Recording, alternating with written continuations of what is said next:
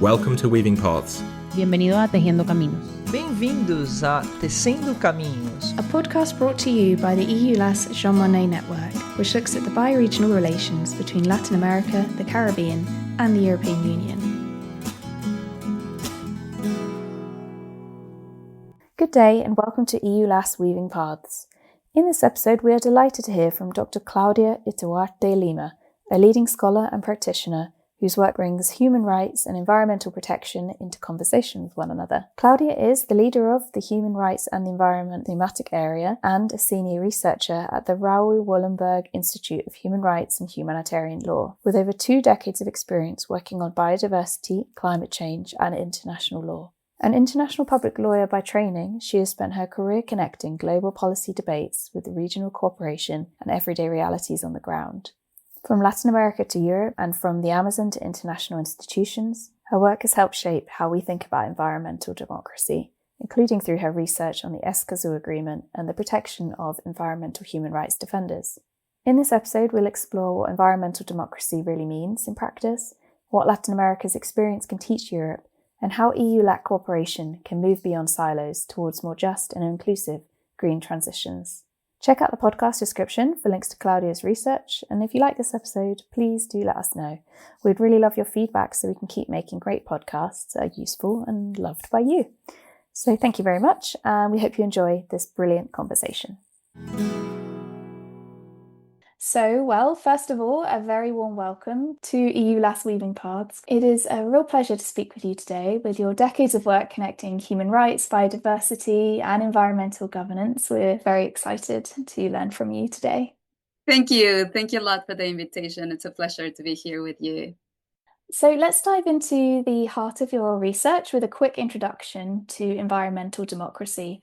Could you walk our listeners through what this concept means and how it differs in practice between Latin America and Europe? In your view, what are the core distinctions that are most important for understanding EU-LAC relations today? Yes, the term of environmental democracy, often when people think about democracy, they think about going on elections and people casting their votes, which of course is very important. However, when we're talking about environmental democracy, it's much more than that. It's this multifaceted concept where we can see environmental democracy taking place in our everyday life decisions. And that's where it becomes very empowering because as we know, there can be frustrations of what's happening in terms of national, international level of what we can achieve there. But if we bring it down to what we can do in our own communities, what we can do through, I could say, when we're talking about Latin America and the Caribbean, very specifically, we have the Escazú Agreement on information, participation, access to justice in environmental matters. And while many see it as very similar to the Aarhus Convention, that again, it's on information, participation, and access to justice, and that being European starting and then becoming a treaty open to all countries to join. So we see Central Asian countries and African country being the part of the Aarhus Convention. The process leading to the Escazú Agreement and to your question on environmental democracy was quite distinct in terms of how the process evolved and then certain aspects of the convention that not everybody knows. So when we're talking about the Escazú Agreement, that it's also framed as an environmental democracy treaty, one of the innovations that we see there is that it has regional cooperation as its core. And we see that there are many international treaties that have regional cooperation at its core. But what makes these distinct is that it's regional cooperation in Latin America and the Caribbean on the right to a clean, healthy, and sustainable environment, or right to a healthy environment and to sustainable development. So really, how do we advance these rights? And here it's not only about present generations, but also of future generations. So that's another thing that this treaty is very specific. So right to a healthy environment and sustainable development. Other aspects that are key when we are understanding environmental democracy, and here specifically in the context of how the Escazú Agreement came about. So it was in itself the lawmaking, an environmental democracy exercise, is when we're talking about access to information. So we had, for example, broadcast live some of the COP, the Conference of the Parties, and there's also an observatory on Principle 10 that brings both national legal innovations with international ones. A second point, complementary to information, is public participation.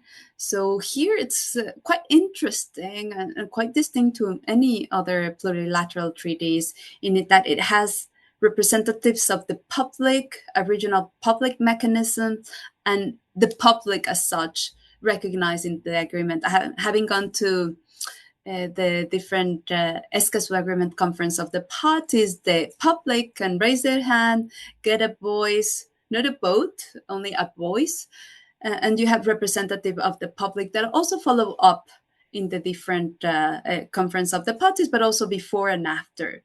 And when it comes to access to justice, something that is particular of the Latin America and the Caribbean is the advancement of this jurisprudence. So how do we see the connections between the right to a healthy environment of people, of present and future generations, but also about the nature rights? So you have various countries that are embedding this either in their constitutions or in their jurisprudence. And this is something that it's often in other countries, including, for example, Europe, is seen as kind of polar opposite. Either you are for rights to a healthy environment and human rights, or you are pro rights of nature. And we see that in Latin America and the Caribbean, it's not about one or another, it's about how do we weave them together. And this is the last point when we're talking about environmental democracy, about these innovations on the Escazú Agreement, is that the Escazú Agreement is the only treaty that specifically refers to the rights of human rights defenders working on environmental matters. And while it places an emphasis on civil and political rights, it also specifically acknowledged that it's inter alia, meaning among others.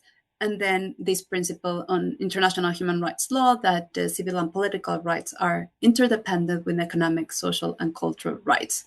So just to end, this process of understanding law, it's not only about law in books. It's about how do you actually craft an international treaty, in this case with a regional scope, with a vibrant civil society. And how do you do that also in the monitoring and implementations of the obligations? Of course, like not any legal instrument is a magic wand, but it helps us to understand in a world that is highly polarized and where we see that conflicts, violent, non-violent conflicts are taking place. We see certain spaces such as the Escazú Agreement where people are getting together and agreeing in key issues, for example, the regional plan on environmental human rights defenders.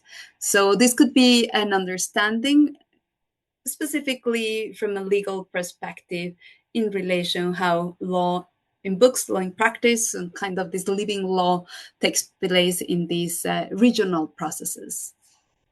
Yes, so true. The Escazú Agreement, as you explained so well there, it is one of, if not the most kind of landmark treaties when it comes to environmental democracy in the LAC region. And from your research, what specific innovations of the agreement might inspire other regions such as Europe, and how? Well, we see that already happening in a way. So the Escazú Agreement being the first treaty that specifically embeds this provision on environmental human rights defenders, but also other rights, as I mentioned. and having this regional action plan. I would say that's one key innovation. And having been part of the preparatory process of these regional action plans, we had various face-to-face, but also opportunities to make inputs in terms of this regional action plan that then countries will do their national action plans on environmental human rights defenders. So as part of our legal clinic, we are providing inputs to these processes on how to understand defenders, not only as passive victims that often there's a spotlight on the killings and the threats, and which is really important to have that, because it's very serious, the situation in terms of the life and integrity of environmental human rights defenders. However, it is important, and I would say as important, to put the spotlight on the agency of environmental human rights defenders, of really how there are different ways of understanding development, the different ways of understanding our connection with the land, with the territory, with the water, can inspire us to have more sustainable pathways. And that's something that it's already not only happening, of course, in Latin America and the Caribbean, but also in other regions. But I think when it comes to Latin America and the Caribbean, this idea on how environmental human rights defenders, or how we frame it in some of our research, biosphere defenders, overcoming this fragmentation between, okay, are you working for climate? No, I'm working for biodiversity. No, I'm working for water. But the reality is that the biosphere, understood as this life on Earth and this combination of ecosystems, life on land, life on water, is what we are keen to safeguard and to be stewards. So I think there are many examples that people are using both rights of nature and human rights law that could inspire different processes, and using the law, but using the law together also with other means. For example, you see a lot of initiatives in Latin America and the Caribbean, and yes, they bring the case to court, but at the same time, they have their social mobilizations in which they bring art, for example. The recent case that I was talking with some defenders in Cozumel, which is an island in Mexico, and they engage with artists who did an enormous turtle, and then they were walking in their manifestations with their enormous turtle also with them, and then they were doing manifestations not only on land but underwater. So they would be divers and having the main concerns that they were having in that specific case, that was being poured over a coral reef, a port that could bring mass tourism in the form of cruises, that it's already the island having 3 ports. So a 4th port, people were saying, no, we don't want it. And they managed, actually, through the use of law, together with other strategies, to stop this. But when we are also thinking about how do we inspire each other in terms of environmental democracy, it's also thinking about our own consumption and production practices. So how are we consuming even tourism in this case? When people, for example, from Europe go to Latin America and the Caribbean, or whether we're saying, well, we want to engage in just green transitions. Yes, we do, but what does that really mean? Does that mean to get a new electric or 2 electric cars for each family? Or does it mean really investing much more in public transport, in using bikes? Because, for example, when we're talking about some of these critical minerals, we're talking about critical minerals that are in, for example, the lithium triangle, which is this semi-deserted area and the salt plains that require a lot of different resources to get those minerals out. And many people are dependent on those same resources. for their daily livelihood. So I think when we're talking about these interactions and these ways of understanding environmental democracy, it's really important to have this more of a systemic approach. And well, you asked me also specifically of other regions, including Europe, but also others. And we see that happening. For example, in the context of Southeast Asia, that they developed their own declaration on environmental rights, or specifically the right to a clean, healthy, and sustainable environment. It's quite early to assess what will be the shape, and what is really important is that all these regional treaties really have and are aligned with international human rights standards.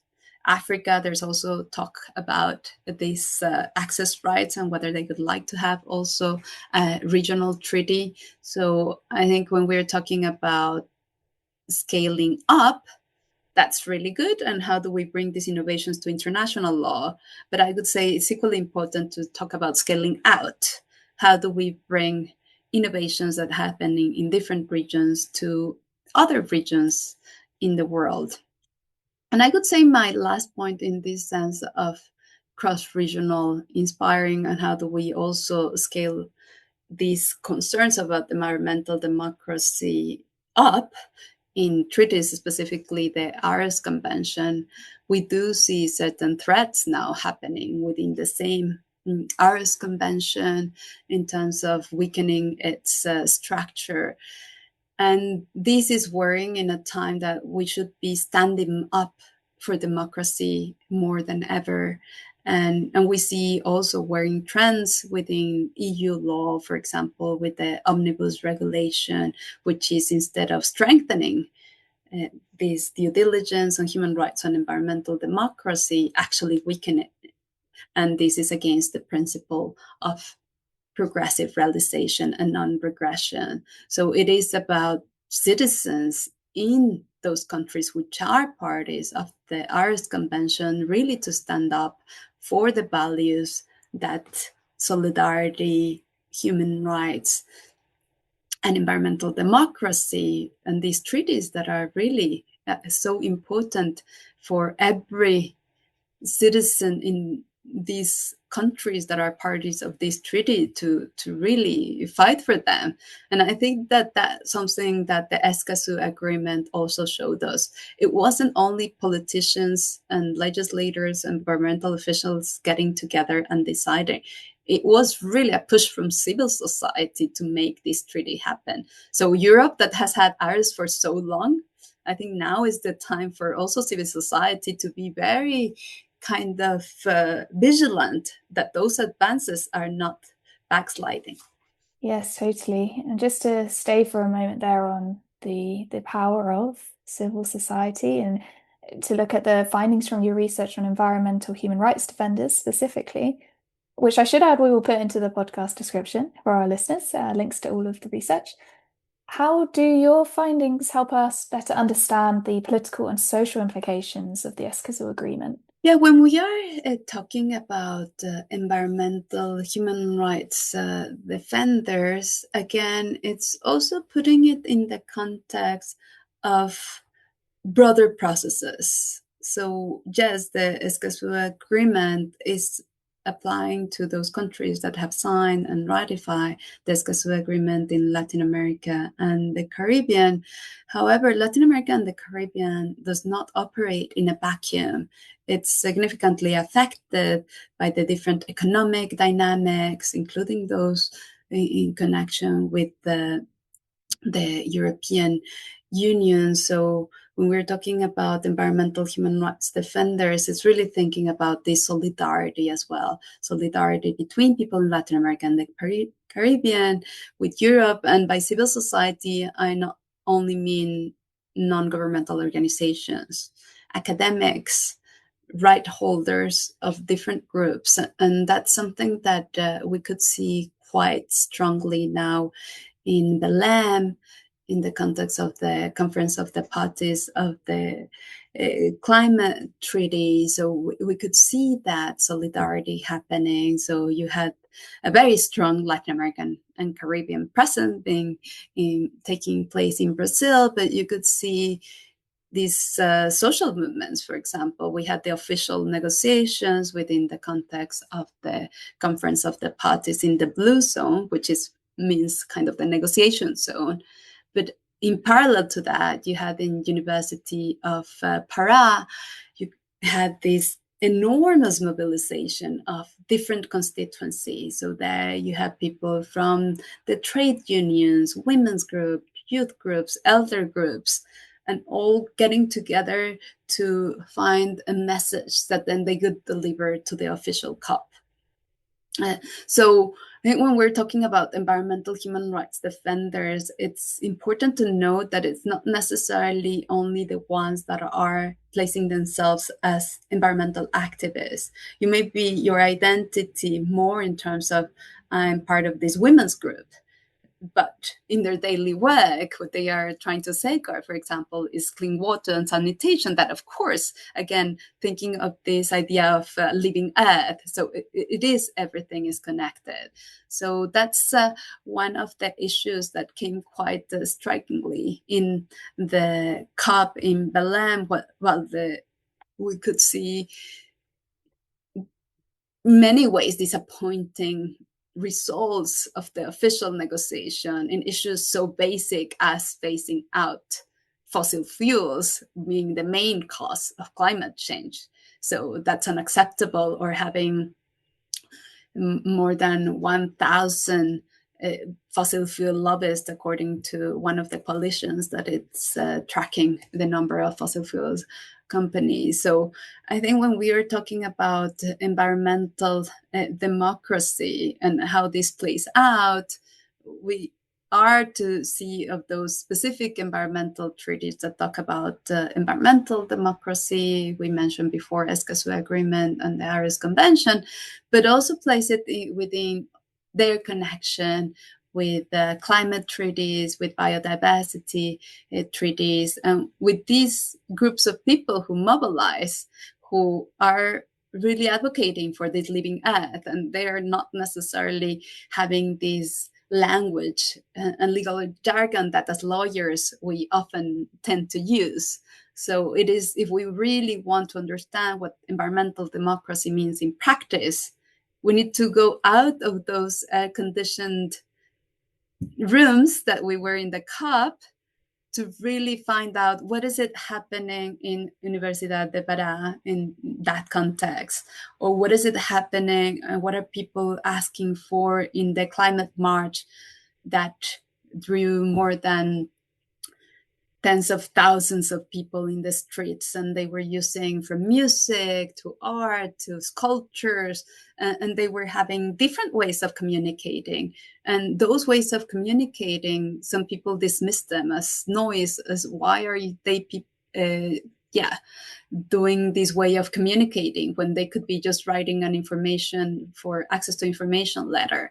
So I think all these issues, when we're talking about environmental democracy, we should be ready not only to talk about them, but also to go to these places and listen to people who are peasants, who are indigenous people, who are fisher folks, who are students, for example, the Pacific students fighting climate change. So when we're talking about environmental democracy, I think it's a danger when we start just looking at the very nationalistic way of looking at it, or even regional. I think it's really important to see these interconnections. And I think looking at these spaces that sometimes are taking place at the same time of formal negotiations is quite a fruitful way to understand them more deeply. Yes, absolutely. What would you say are the main obstacles then for facing Latin American countries in implementing environmental democracy provisions, and perhaps kind of how other regions can help? Yeah, when we're thinking about challenges, we already started speaking about them, for example, in terms of this production and consumption. So if there is demand for certain minerals, it is very likely that there will be an increase of demand in certain areas. And if there are not the adequate safeguards, human rights and sustainability safeguards that ensure that any kind of production and consumption is aligned with both sustainability pathways and social justice, I think that those are some of the key challenges. And we're still thinking very much in silos. I try to go to both the Escazú Agreement COPs, then the Biodiversity, Convention of Biological Diversity COPs, and then come the climate COPs. And then we could be thinking about all the pollution-related COPs. So there's a lot going on. And we see a lot of fragmentation in that sense as well. So I could say that's one of the critical challenges that we have. And you see certain small island states, for example, in the Caribbean, that they have one person to actually follow up many of these negotiations. So when do they do it? When actually they have the time to report in their obligations. So this fragmentation, it's something that we definitely need to work towards really thinking in a more systemic way to really address the root causes. I was one talking with an environmental human rights defender, and I was asking, like, okay, and he was also a lawyer, and I was saying, well, why are we as lawyers not able to really come up with the more coherent legislation that addresses the root causes of the problem? And what he answered was like, I think you're asking the wrong question. And I was like, okay, so which is the right question? And he said, who is benefiting from that incoherent loopholes, etc., in the laws? And then we find that power relationships are there. When we shape the law, when we implement the law. So if we just put our legal lenses, we're kind of missing a lot of the point that it's power relationships. So when it comes to power relationships, and this comes between Latin America and the Caribbean and Europe, but also with other countries. And not only these interactions, but we can see also new dynamics, the role of China, the role of Russia, and the role of many other countries. And who is shaping the definitions? How do we understand human rights? How do we understand environmental democracy? And again, when we're talking about countries, it's also easy to say country X or country Y, but what we saw, for example, in Brazil, it wasn't necessarily that the country represented the view completely of the specific country, because you could have find also people from that country mobilizing in University of Pará or in others having distinct dimensions. So I think it's also important just to unpack who are we talking about and really think about not so much how do we get even more polarized. It's more about how do environmental democracy help us build bridges between thematic areas of law, but also build bridges between people in different regions, and then build bridges across also different disciplines when we are talking about academia. So silos and fragmentation aside, what would a meaningful and effective Europe-Latin American partnership on environmental democracy actually look like in practice? Well, I see that there are many initiatives also already taking place. They may not be the ones that are having much more of the spotlight, because like when we're talking about media and so on, there's always the bad news that get much more of the spotlight. And these more grassroots organizing and so on get relatively less. When it comes to specifically, since we were talking about the LAM and the Conference of the Parties, we had, for instance, the adoption of the Gender Action Plan. And that was something that, gender is about men, women, people that have different gender identities. But that was something that was very hardly fought for. And in this case, many also women's groups. So I think it's important to put also the spotlight on what was achieved that has a specific reference of environmental human rights defenders who are women. So that's something that language is not necessarily accepted very broadly, the language of defenders. So having it there specifically, it's an achievement in itself, and it follows also the reference that it's also made on environmental human rights defenders, specifically women, in the Biodiversity Gender Action Plan. So we see these gains that have taken a lot of effort, for example, from the women constituency within the context of the Convention of Biological Diversity and also within climate law. So I could see some hope there. And of course, Latin America and the Caribbean and Europe are part, together with other regions of the world, on making these, for example, gender equality language really have some more concrete implementation. It could be in legal instruments, but these policy instruments, such as the Gender Action Plan, are also valuable, but it's now also up to, if we're focusing on Latin America and the Caribbean, for countries to go back home and say, okay, we got this agreement. We didn't get exactly what we wanted, for instance, when it comes to, as we were talking about, it's really serious that no reference to phasing out fossil fuels was included. What was achieved, though, and again, it was thanks to the pressure of many constituencies, including women's groups, indigenous people, trade unions, was a mechanism on just transitions. There are limitations to that. For example, there's no roadmap, there's not financing, which financing often is a bottleneck for many of these initiatives. But that was rich. So I think those entry points can be really important when it comes to collaboration between Europe and Latin America and beyond. And this also provides a critical opportunity to really implement international obligations on climate change and ecosystems and biodiversity. And something that also opens the door for a very strategic action is the International Court of Justice advisory opinion on climate change. There was a lot of discussion within the COP in Belém on it and how it should have been explicitly mentioned.